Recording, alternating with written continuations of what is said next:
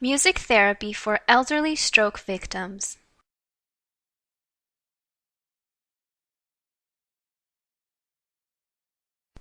Music is used in a therapeutic relationship to deal with physical, cognitive, emotional, and social needs of clients. Through examining the strengths and needs of clients, the therapist provides indicated treatment such as creating, singing, moving to, and/or listening to music. Since ancient times, music has been known to have positive effects on both physical and mental health when people use singing, dancing, and chanting as part of ritual.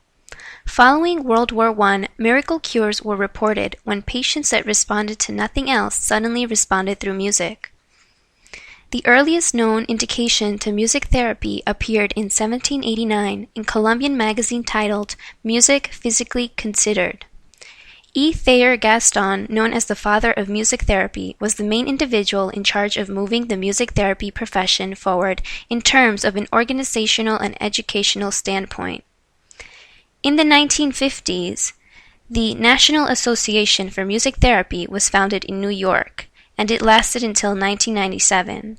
Today, the American Music Therapy Association is the largest music therapy association in the world, representing music therapists in the U.S. and in over 30 countries around the globe.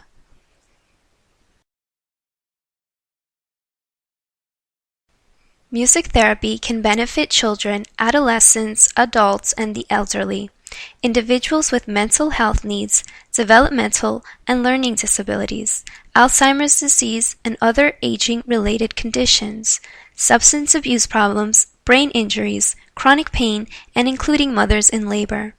For example, an individual with a learning disability may have their music therapist create a song to help them remember the correct sequence for getting dressed in the morning by putting a melody with a specific pattern. A stroke is a medical emergency and can cause permanent neurological damage, complications, and even death. It is the leading cause of adult disability in the United States and Europe. Every year, more than 795,000 people in the United States have a stroke. A stroke occurs when a blood vessel that carries oxygen and nutrients to the brain is either blocked by a clot or burst.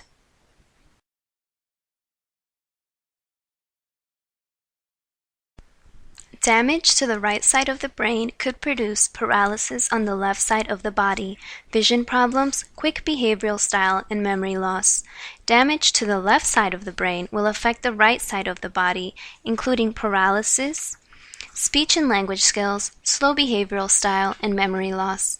In severe cases, a stroke can affect both sides of the brain, leaving the individual in what is known as a locked state. Depression is another post-stroke consequence for many individuals.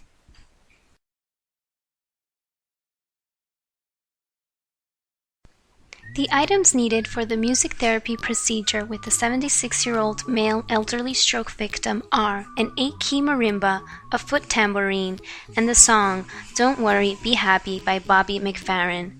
The purpose is to help the victim validate the ability and strength that still lives in the left side of his body, work on motor skills, practice listening and language skills, improve mood and self-esteem.